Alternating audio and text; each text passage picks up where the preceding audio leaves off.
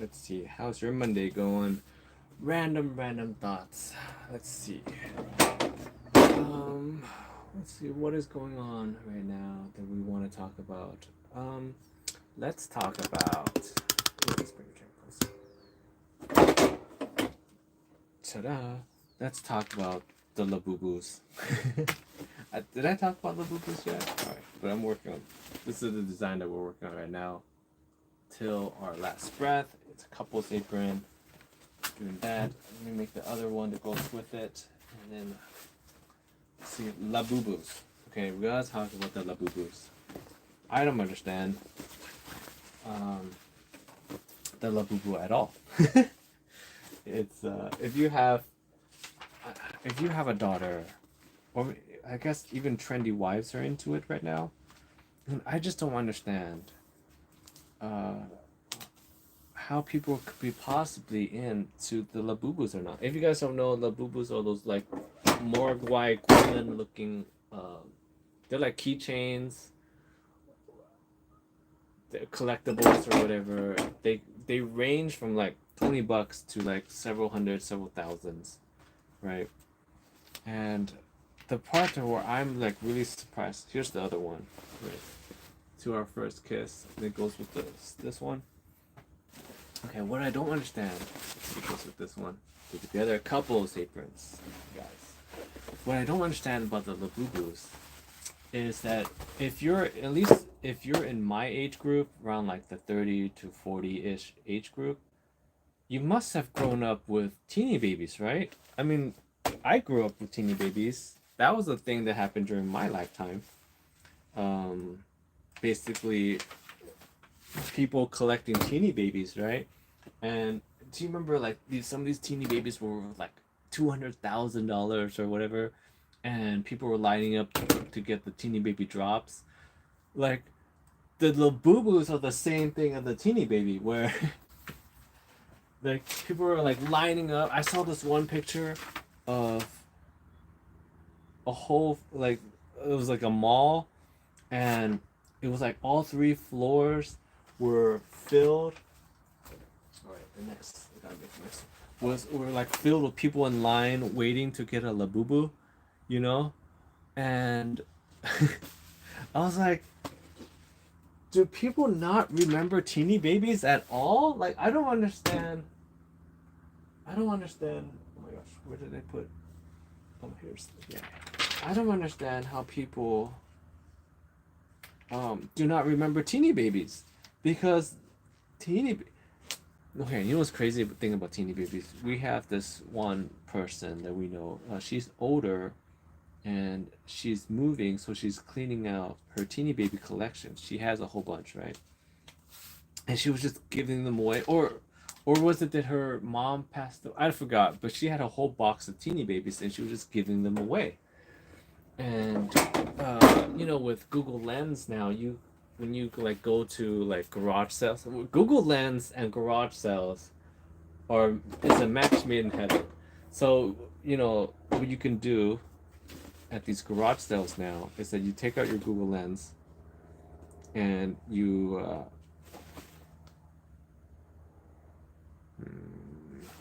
take out your Google Lens, right? And you go to a garage sale, and you can basically, I mean, the last garage sale I went to, literally everyone was doing that, where they had their phone out and they were just using the Google Lens, and you take a picture of the thing, and then it searches the internet for its value, right? And it tells you like this thing, somebody is selling this thing for $20 or something, and then this person is, oh, does it look bad? Why does it look bad? I feel like I need to reprint this. Yeah. Ugh! Trash. No, I gotta reprint that. Okay. Walk with me. Talk with me. So yeah, you can search these things now, right? With Google Lens, like how much it's worth online, and so this lady is giving away a whole box of Beanie Babies, right? A whole box for basically free, and some people are just grabbing whatever, right? But then if you take the Google Lens out and you start taking pictures of the stuff and it searches it, and some of them were like a few $100s, right? And she had quite a few of them, right? And then people were mad dashing for the ones that were worth like a few $100. Um, Here's the problem, right? These things are only worth as much as someone else is willing to pay for them. Even though someone says that it's worth, I don't know, just say like $100. If nobody buys it from you for $100, it's actually worth nothing. You know what I mean? Like, let's say baseball cards or collectible cards. The cards are only worth as much as someone's willing to pay for them. If you never sell it, it's worth nothing. So the Beanie Babies market was just like that, where like people told you that this I don't know, the limited edition and unicorn dolphin Beanie Baby is worth $1,000, and then you're like, oh my god, this Beanie Baby is worth $1,000, and then you get it and then you put it on eBay or wherever, and then you try to sell the Beanie Baby. You want to get that $1,000, and then nobody buys it from you for $1,000 because the psychopath that would have that Beanie Baby at willing to pay $1,000 actually waited in line with you to get the Beanie Baby. So now you guys both are trying to sell the Beanie Baby for $1,000, you know, and then you're like, hey, I'll sell you mine for $1,000, and then the person's like, no, no, no, no, you buy mine for $1,000, and then you could sell both of them for $2,000. You make so much money, and then the other person's like, you know what? No, no, no, no, because the and I feel the same way about these Labubus. Like, people are waiting in line to get the Labubus, right? And in a way, if you guys don't know how they work, a lot of them they come in like these packages that where you don't even know which one you get, kind of like trading card style. In a way, this should be considered gambling, you know, because you get the package, the box, and you just you just open it and you get a random one, and they have different rarities or whatnot. All right, I'm gonna wait here to get this cut. And it's the Beanie Baby market all over again. Literally, the Labubus are the Beanie Babies of this current time, and I guess these kids didn't learn. Or, okay, I understand the kids because they didn't go through the Beanie Baby phase, so they don't know. But if you're like 35, 40 years old, right, or higher, and you have a Labubu and you think it's worth something, apparently you didn't learn anything from Beanie Babies, because these things are worth nothing unless you sell them. You know what I mean? Oh my gosh, it also reminds me of if you guys remember NFTs. NFTs came out, and I was telling my friend, and they were trying to get into it or whatever, and I was telling them, like, this is stupid, right? And then they're like, what are you talking? It's the future, NFTs, non-fungible tokens, you know? And I'm like, this is stupid. It's stupid. And he's like, what are you talking about? Like, it's only worth as much as someone's willing to pay for it. The same idea as Beanie Babies, right? And people were buying these things up, thousands of dollars, hundreds of dollars, whatever. And then when it became time to actually get your money back and sell them, nobody bought any of them.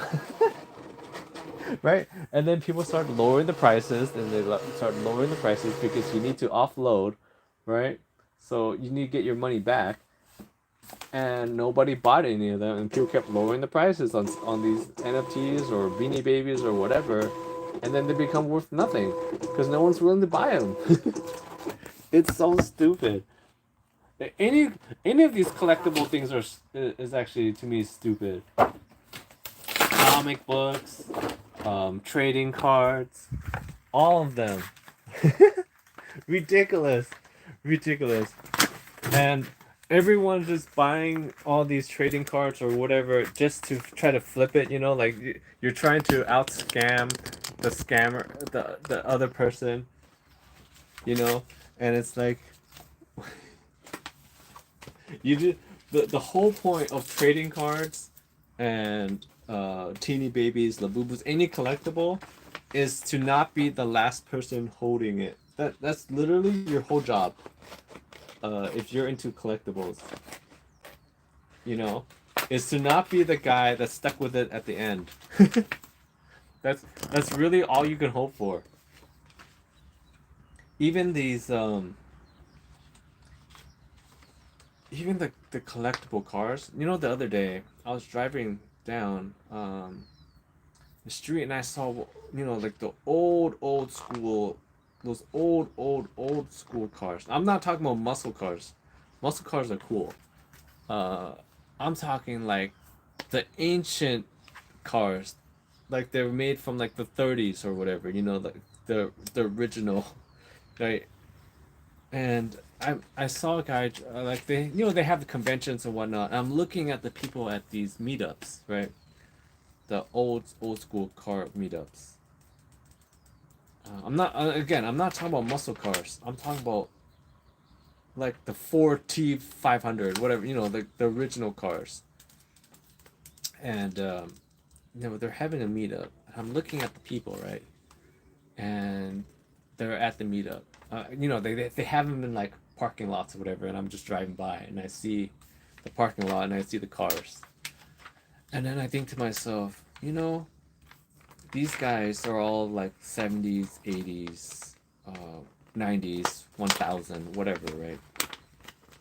They're ancient, old. And usually what it is these are the cars that when they were growing up, they didn't have money to get, you know, and that's the car that they really wanted. And now when they grew up and they have money now, that more money now, and they have more disposable income, or maybe they're on their deathbed and they're like, I always wanted that car, and I want to drive it before I die, right? And then they get these cars, and then now they have these meetups or whatever. um, my my thought is that, you know, once these guys pass away, right, the 80-year-old or 90-year-old, I don't know, high 70-year-old guys that have these old old school cars, once they go, what happens to these cars? Because the next generation over from them are muscle cars, right? That's what they're into. And then take it a step further from their point on, it's like rice rockets and stuff. What is the thing, right? Um, what happens to these cars? Because at some point, people don't even know how to maintain these cars anymore. You know what I mean? Like, if I have zero interest in this, and maybe another guy has zero interest in these cars, like, be honest with yourself. Do you really care about these old school cars? You know, they like the technology is way past. They lost all their functionality. They're just there to be relics of a different time. You know, and nobody's gonna make parts for these anymore, or the people that even know how to make parts for these things are gonna wither away, and then no one even is gonna learn how to make parts for them anymore, or gonna be more and more, it's, you know, less and less people as the time goes on. So what happens to these old school cars? And so that's why I feel like it's such a waste of time, money, and effort to be into these random, just be into the collectible space overall. All right, reprinted, right? Because let's say, what else is a big collectible? Pokemon, right? Pokemon. That's huge, right? There's the Charizard card. There's all kinds of stuff that are collectible in the Pokemon world. But let's say next generation down the road, right? They didn't grow up with the old school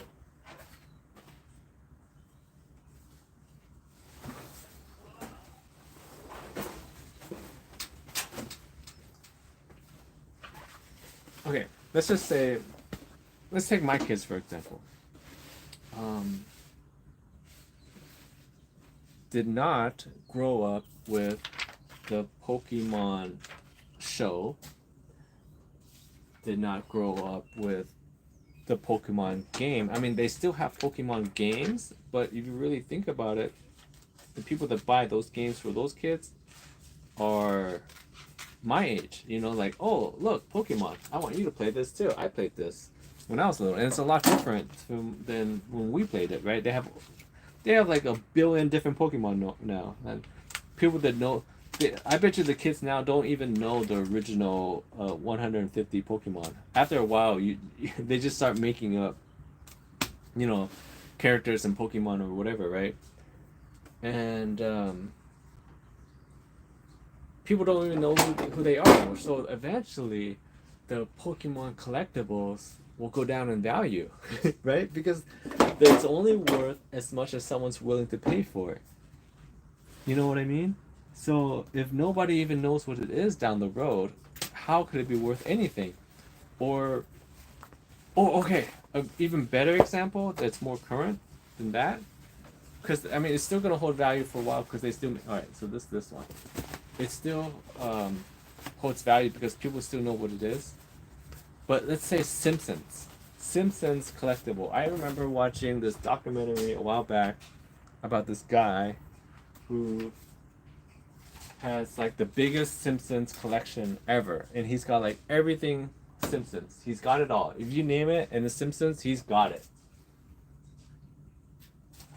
Oh, missing a bunch of orders. Oh, right.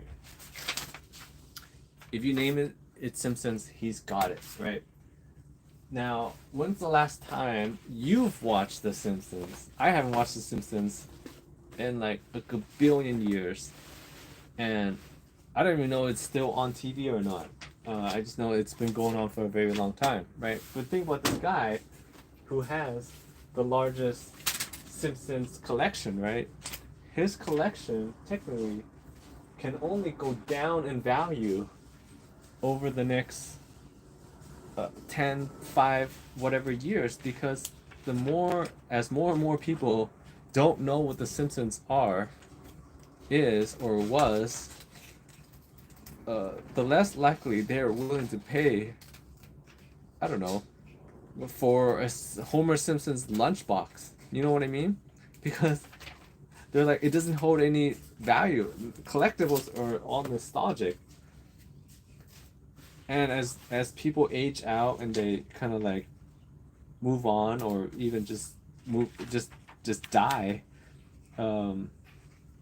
less and less people are gonna know what the Simpsons are, and so this guy's got this Simpsons collection that's gonna be worth nothing very very soon. Oh, where's the other one? Oh, there it is. Phew. Got scared. You know, so collectibles are the most silliest thing ever. And the other day I saw this thing. They have like apps now that can scan like like sports cards and whatnot to verify. Oh, what's going on here? Why this one too?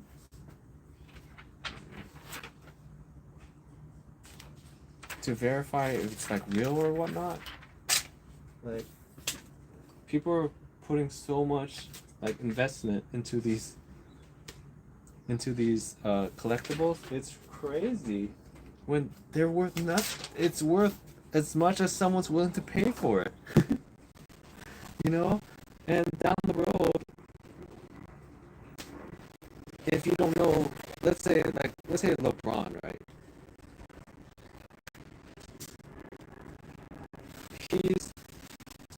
He's his impact is, you can't deny his impact. But let's say if basketball is still around, and if basketball is still a thing, let's say 50 years from now, 100 years from now, right? I mean, these sports can come and go. Who knows? Think about all the ancient Roman or Greek sports that were big at the time, and now you look like a crazy person if you're trying to learn any of these ancient sports, you know? Once down the road, people don't even, like, of course he's going to be in the history books, but you're only as important as you are currently famous. And down the road, once he retires, and he will retire at some point, you know, people forget about him. They forget about you. There's going to be the new greatest, big, new greatest and greatest player. Just think about, let's say, like, who's a big player that's back in the day? Isaiah Thomas. You know, he was big during his time, and as the years go by, less and less people even talk about his name, like mention his name. Like Isaiah who? You know what I mean?